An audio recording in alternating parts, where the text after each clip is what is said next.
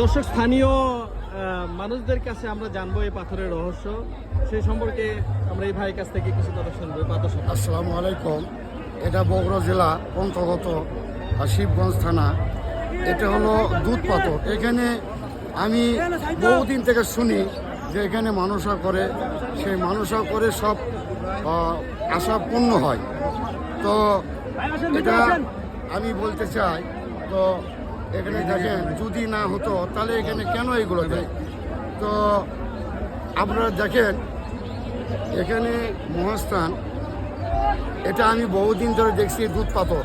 আগে আমি এও তো দেখছি, বই পুস্তকে দেখছি যে পাথর হাতিতেও লড়াতে পারেনি। হাতিতেও লড়াতে পারেনি এই পাথর? না, এই হাতিতেও লড়াতে পারেনি ভাই। প্রিয় দর্শক, যে পাথরটি দেখতে পাচ্ছেন এই পাথর সম্পর্কে এই প্রিয় ভাই বলতেছে যে এই পাথরটাকে হাতিতেও লড়াতে পারেনি। এবং ওই দেখেন পাশে দুধ দিচ্ছে, যদি পূর্ণ নাই হবে তাহলে কেন ওই দুধ দেয় দেখেন। তো আসলে কিছু আছে।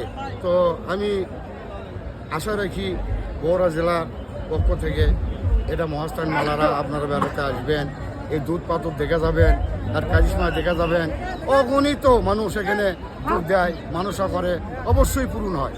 তো এই বলে আপনি কি চাচ্ছেন যে এই পাথরটাকে সংরক্ষণ করা হোক? এরকম আমি চাচ্ছি সংরক্ষণ করা হোক। আসলে স্থানীয় যে লোকটি আমাদেরকে বললেন যে আসলে এই ভিডিওর মাধ্যমে আমরা কর্তৃপক্ষের নিকট আহ্বান জানাবো যে মহাস্থানে যে প্রত্নতাত্ত্বিক এই পাথর রয়েছে, এই পাথরটাকে সংরক্ষণ করা হবে।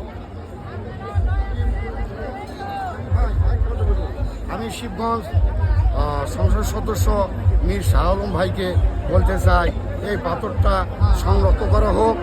এটা আমরা বগুড়া জেলার একটা গর্ব।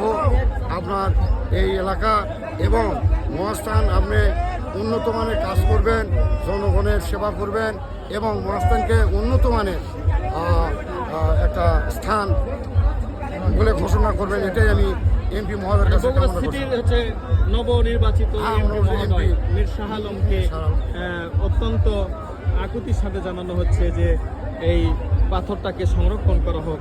এটা একটি পবিত্র পাথর, যে পাথরের দুধ ঢাললে মনস্কামনা পূর্ণ হয় মানুষের। এটা হচ্ছে ধর্মীয় মূল্যবোধ, ধর্মীয় অনুভূতি। দর্শক, স্থানীয় মানুষদের কাছে আমরা জানবো এই পাথরের রহস্য, সেই সম্পর্কে আমরা এই ভাইয়ের কাছ থেকে কিছু কথা শুনবো। পাথর সম্পর্কে। আসসালামু আলাইকুম। এটা বগুড়া জেলা অন্তর্গত শিবগঞ্জ থানা। এটা হলো দুধ পাথর। এখানে আমি বহুদিন থেকে শুনি যে এখানে মানসা করে, সেই মানসা করে সব আশা পূর্ণ হয়। তো এটা আমি বলতে চাই, তো